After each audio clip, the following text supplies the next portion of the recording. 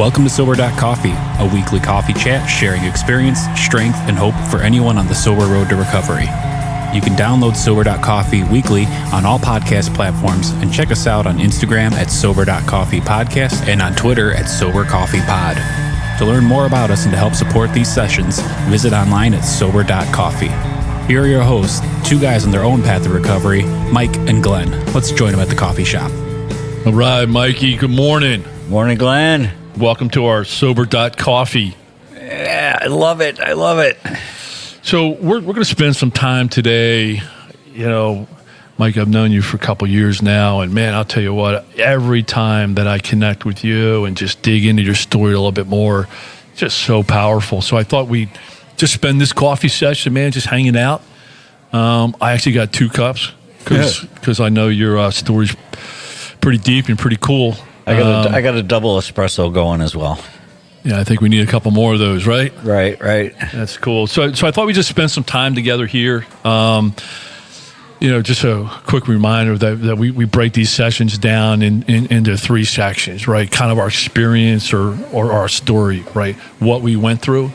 And then the strength part of it, what did we do in the gym? What did we do? Right. What tools did we use? What action steps did we take?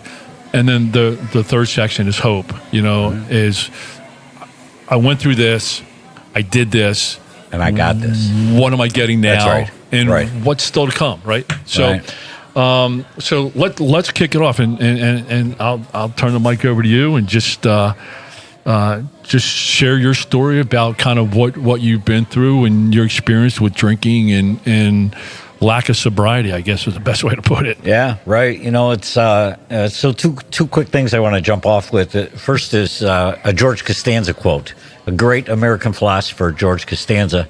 And at one point he was talking to Jerry and he said, Jerry, if you take my whole life and you condense it down into 20 minutes, it's really quite impressive. That's kind of what I feel like I'm doing.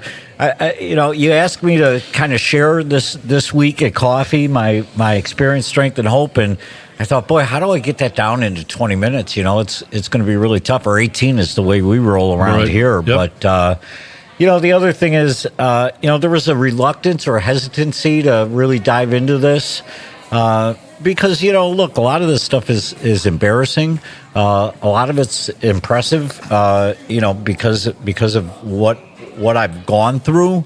But yeah, I feel it's important to share it. So hopefully somebody gets something from my story. So my humble childhood was a little complicated, Glenn.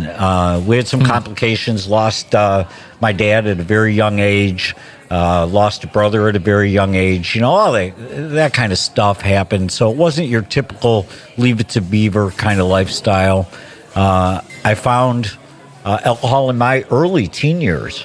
I liked what it did for me. I really did. It helped me escape what I felt was maybe a badly shuffled deck. I tied myself to a group then, right? That kind of followed. Interesting way to put it. Yeah, right. Kind of tied myself to a group of people that pursued my same pleasures.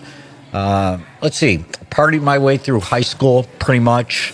Had some no real ramifications though. So I kind of slid my way through. Went to a private high school and I figured the way they figured it was as long as mom was writing a check, they were going to tolerate my behavior. So really didn't have much consequences going through high school. So I partied my way through high school. I partied my way right out of college. I was happy to see there was actually a bar on campus property. A really bad plan for me. Wait. So when you partied your way out of college, were you invited to leave college? Pretty much. Really? They suggested maybe something in the trades would be more suited for me. That's awesome. Right. Ruined some relationships along the way. In retrospect, it was clear that my abuse played a big role in those relationships. Somehow I managed to get married, and maintained a steady buzz, through the early years of my marriage. And, look, it was the 70s and 80s. Things were in vogue. partying was in style, I thought, and I wanted to wear the best style that was out there. Really didn't run into too many problems until probably my mid-30s. And that's when things I really kind of ramped up my behavior and intake, and I started feeling some of the effects. But the brochure looked good, Glenn. I was doing good. I had the kids, I had the wife, I had the car, I had the house, right? Everything was looking good. The family Christmas card was looking pretty sexy, huh? Yes. We went through a few takes, but once we got the screaming kids and the puking dad out of the picture, it was presentable. That's awesome. Yeah, right? So, but internally, somewhere in there, and this is where I really want to spend a couple of minutes, I flipped somewhere from this recreational approach to a requirement, right? So I went from drinking on a Friday night to having to have a drink or a drug on a Monday morning, right? Because that was the only way that I was going to get myself up and about. So there was instances where, it looked like a chemistry experiment in my shower stall, and I actually not only did I drink in my shower, but I successfully smoked in my shower. So call that a gift. Well, with all that, you probably didn't have to leave the shower, right? That's right. Well, I leave. But I was feeling the effects of what the abuse was doing to me. I was popping pills, I was doing lines, I was guzzling. Almost every night I went from, almost overnight, I should say, I went from bleak to dark. I mean, I just went to dark. And Glenn, that was probably in my early 40s. I was an entrepreneur by trade, not because that was the brave and impressive thing to do, but I was really unemployable. I was on lack of accountability. Yeah. Do your own thing. Yeah, and so my experience story doesn't end in me crashing my car into a pole, but what it does is it ends with me crashing my life into a dark hole, almost like an abyss. I was just going through the motions. There was a smile on my face, but no joy in my heart. Does that make sense? Mm-hmm.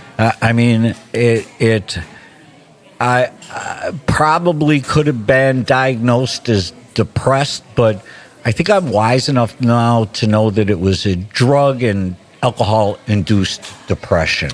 Yeah, I don't think, and I know your story a little bit, I don't think I realized that you were like a chemistry experiment, right. Up and down with pills and drugs and right. trying to self-regulate, self-medicate.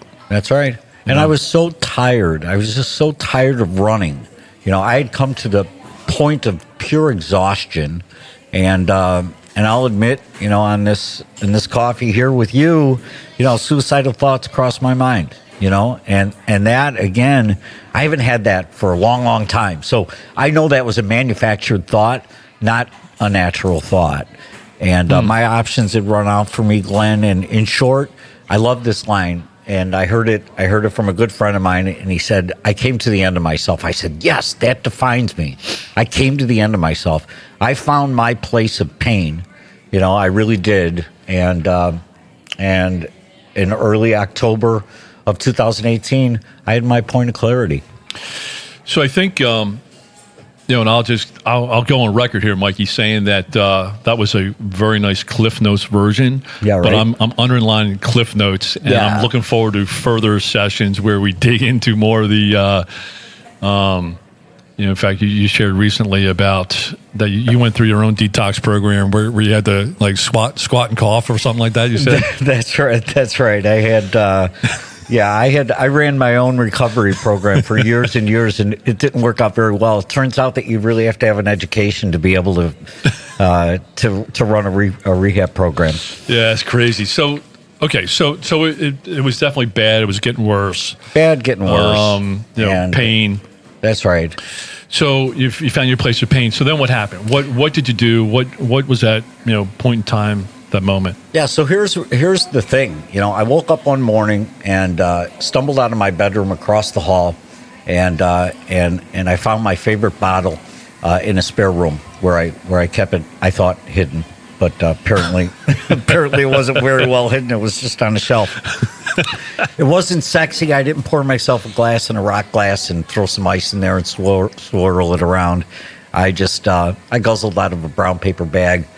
I stumbled across the hall. I puked. I stumbled down the hall, took another swig, sat down at my kitchen table, put my head in my hands, and just said, help. I said, wow. I need help. And it was total. It wasn't a cry of strength. It was a cry of defeat. And it turns out, Glenn, that my wife heard me. And it also turns out that my higher power heard me. I'm sure of that at this point, because everything started to change at that point in my life. We quickly got myself into a rehab center. They tell me it took about 5 days to get into detox. They tell me I was in detox for 7 days, ICU for 5 of those days. They tell me that things were not pretty and that I wasn't pretty. I don't remember any of that. The next thing I remember is heading out to a rehab, and I remember driving along telling my wife, you know, what do you mean we're going to a 30-day in-person rehab? I said, honey, I think I can handle this. I think I got a better plan. And Glenn, she just kept driving. I've got this. Yeah. Her hands just stayed on the wheel going straight to the rehab. She just didn't even veer off the side of the road or anything. Yeah, that's awesome. Yeah, right. So I went into rehab and was introduced to the 12 steps, 12-step recovery. And that's where my life began to change. You know, my focus went from fueling an addiction, right, and surviving to fuel that addiction. My mode of operation every day was on healing. My mantra was, I'm going to get better and get healthy, stay healthy, right? And so I learned all these things, all these tools were introduced to me on how to get healthy. You know, I learned the virtues of the program through the 12 steps. I learned about things like honesty and faith and integrity and acceptance. I mean, all these, but really learned about them, right? And it wasn't a soundbite. It was application to my life. Why is honesty so important? As an example, and we'll talk about that one week, I'm certain. But yeah. But you know, I learned about myself, Glenn, and I learned to get out of myself is probably the big lesson that I really came to pass with there. Yeah, it's funny, you know, as I'm listening, you know, the one word that you used, you know, I can't help just process this, and it's the word help, right? Yeah, right. And that was kind of like your spotlight moment, right? Your point of surrender and say, hey, help. Right. And it's funny because the way we're programmed, right, you know, especially, you know, in business or in life, right, asking for help to me was a weakness. Right. You know, if you ask for help for something, that means you didn't have the capabilities. Right. You didn't have the skills or competencies. Right. You know, Glenn, you were weak. That's right. That was the first time I ever did that in my life. That was the first time. But here's the thing I love about the program and myself and my recovery is that I ask for help every single day now. Once I found the power in surrendering, once I found the power in asking for help, I ask for help. And then the beauty is other people ask me for help. Yeah, I think the key to that is help is no longer a weakness. That's right. Asking for help is a strength. That's right. You know, it's one of my key tools. I know it's one of your key tools, you know, for success. Right. Great. So, you know, clearly you're focused, you're working the 12-step program. How's life today compared to how it was? No, I never knew that you brown bag bottled it.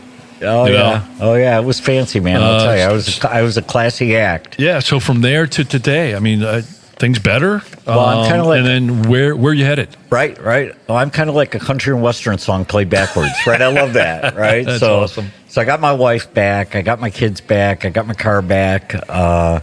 I got my life back, and I got my sanity back. I wake up in the morning now, literally with a pop in my step. I do, and yes, you do. I'll attest to that. And some people will say, you know, he's on a pink cloud, and you can go Google that if you'd like, but that's just some kind of false sense of joy. I have a real sense of joy. I wake up in the morning. I usually will try and take in a 7 o'clock meeting. With this whole virtual meeting landscape now, it's easier. Yeah, it opens an opportunity for me. So when I take in a 7 o'clock meeting, because as you recall in my story, I was busy doing guzzling at 7 o'clock in the morning. So how hard is it to take in a meeting at 7 in the morning, right? So now that you're sober for a couple of years, your life's perfect, right? Oh, yeah, right.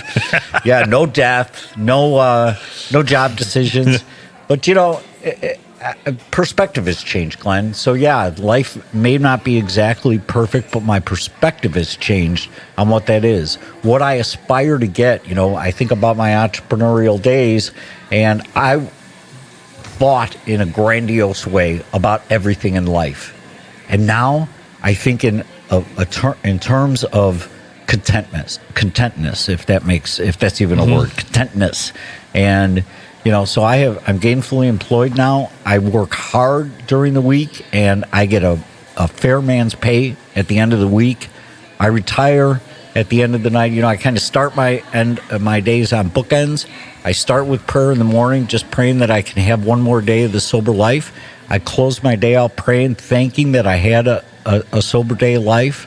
And when my head hits that pillow, I feel content. I feel exhausted, but I feel content. And it's just such a better way to live. I hope to expound on that as we have more coffees.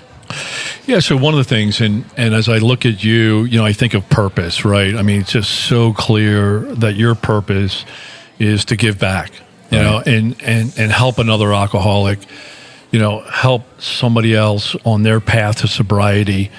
And, especially, and I underline this with you, is the newcomer. Right. Folks that are on the sidelines trying to figure out, hey, do I have a drinking problem? Am I an alcoholic, or am I just a binge drinker? Or, people that are really trying to figure this out, right? They have points of pain in their life because of booze, and just your purpose is not just to stay sober and win in your own life, right? But to help give back and help be the lighthouse, or shine the light on the path for others. And you run a newcomer meeting, right. And I was with you on that the first couple nights, and there were like 5 people, 5 right? people there, and we probably paid those people to show up. Yeah, right. Or I paid so you wouldn't feel bad. And now it's crazy, because now we log on. There's 50, on there, right.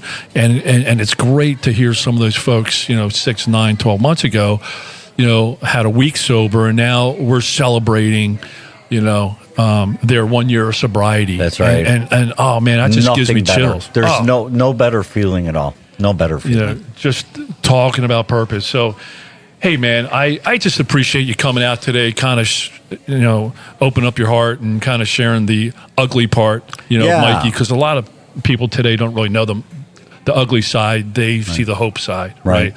They see the tools that you're doing.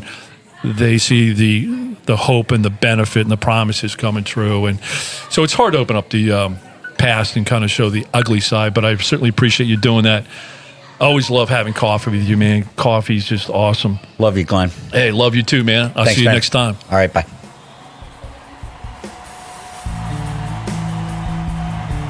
Thanks for joining us for today's coffee chat. To contact the show, email us at podcast@Sober.Coffee. If you need immediate help, the AA hotline is 800-839-1686. The National Suicide Prevention Hotline is 800-273-8255. Remember, Mike and Glenn are sharing their own journey on the path to recovery. Any suggestions, medical or otherwise, are their own experiences and should not be viewed as professional advice. See you next week, and remember, there is a solution.